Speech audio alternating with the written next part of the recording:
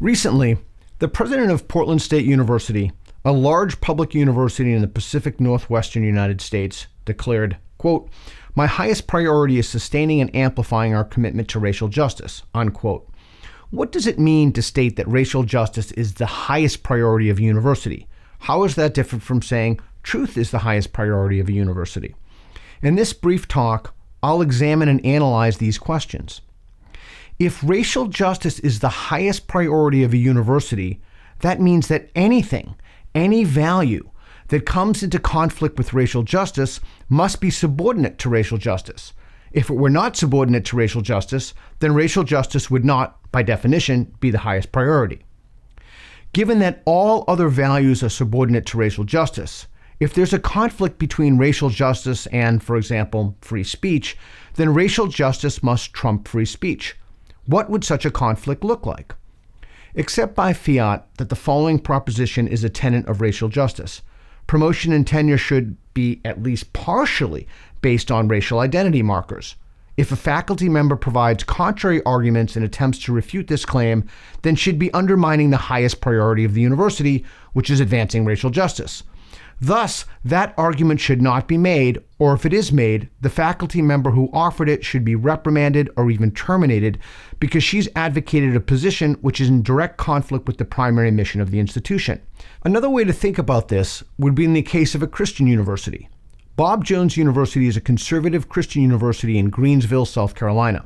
Here's Bob Jones's mission statement, and I quote, "Within the cultural and academic soil of liberal arts higher education, Bob Jones University exists to grow Christ-like character that is scripturally disciplined, others-serving, God-loving, Christ-proclaiming, and focused above." If a faculty member teaching at Bob Jones began openly advocating atheist positions and claiming that there was insufficient evidence to warrant belief in the resurrection of Christ, she'd be actively working against the mission of the university. That faculty member's free speech rights would be in direct conflict with the primary mission of Bob Jones University.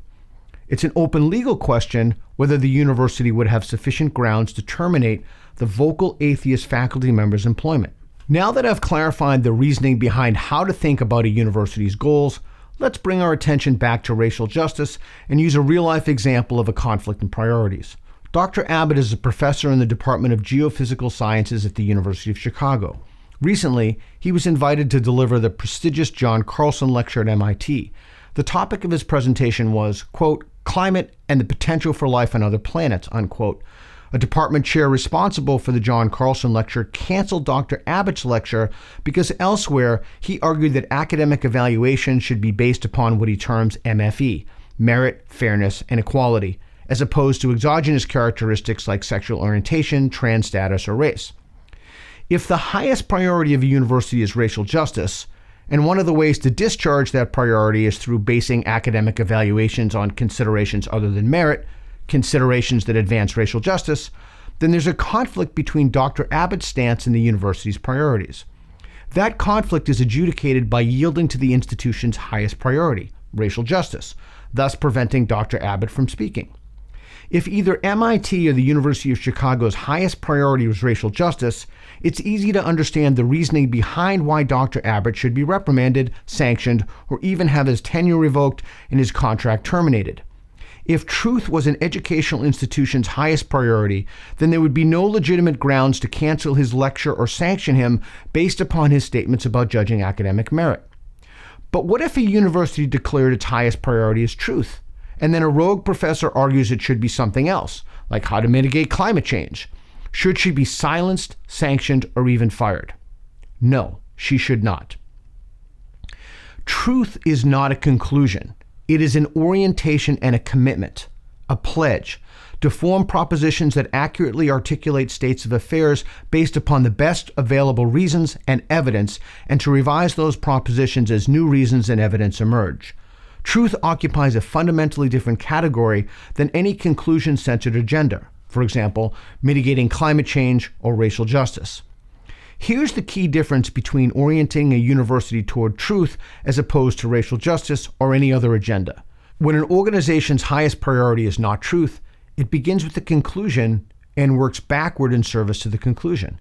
In the latter case, for example, if the highest priority of a university is to be Christ-proclaiming, disputes about faculty speech and whether a faculty member should be disinvited from public lectures are adjudicated based upon their fidelity to whether the event in question comports with this mission.